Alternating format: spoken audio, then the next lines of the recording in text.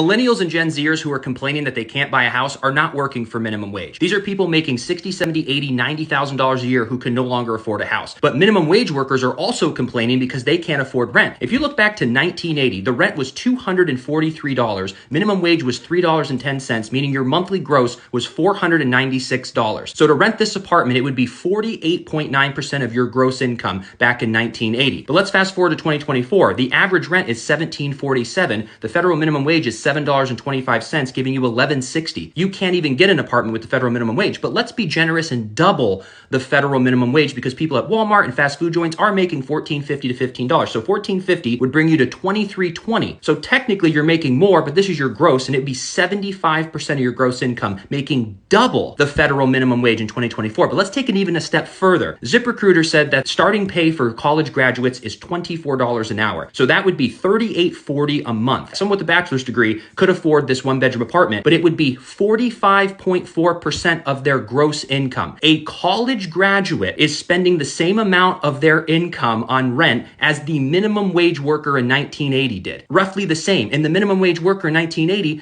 put on a hat, learned skills for 2 weeks, and started their job. A bachelor's degree spent 4, 5, 6 years of their life in school and $50,000, $60,000, $70,000, and now have to spend the same amount of money on rent as a minimum wage worker did in 1980.